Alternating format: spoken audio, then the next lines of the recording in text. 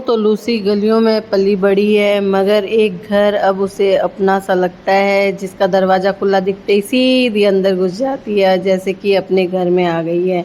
और यहाँ एक कोने में गिद्दी लगी हुई है, वहाँ आके बैठ जाती है। ये कोना भी इसका है और जहाँ कहीं देखती है वहाँ से खुशी के मारे पीछे पीछे दौड़ती हुई आती है कि इसका कोई अपना आ गया है। और यहाँ अंदर शेरू सो रहा है, बाहर ये आराम से सोते हैं और पूरे भरोसे के साथ कि यहाँ से कोई नहीं निकालेगा।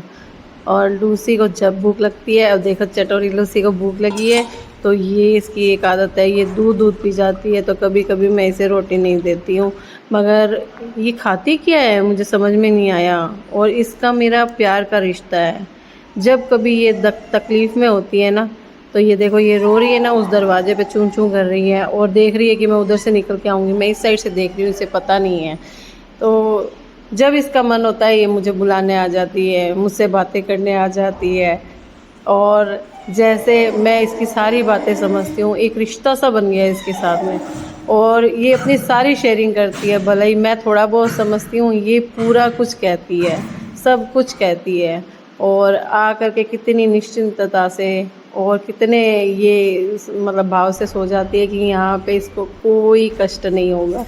एकदम अपनी जगह पे, अपने घर पे, अपनी माँ के पास में जैसे हो वैसे रहती है ये मेरे पास में।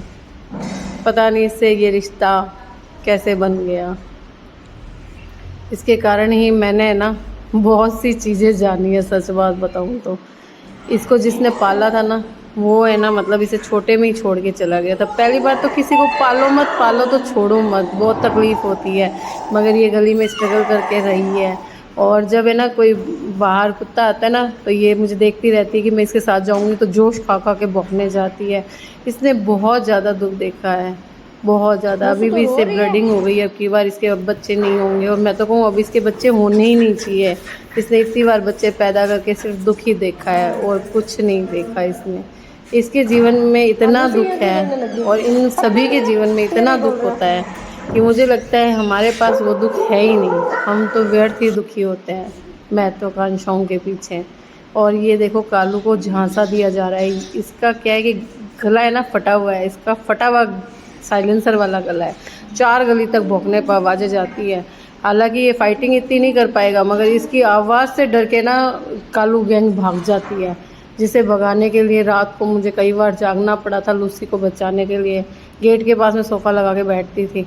अभी इसको गेट में बंद किया हुआ है ना, इसको बेचैनी हो रही है। इसे खाना भी था मगर नहीं भी खाना है। अब जैसे ये वनीली के बच्चों को और वनीली को खाना दे के आई है, अब गेट खोलेगी तो बाहर जाना है। नहीं, थोड़ी देर बाहर नहीं जाना तुझे, तो यहाँ पे गेट के पास ही बैठा रहेगा, अंदर इसे नहीं आना।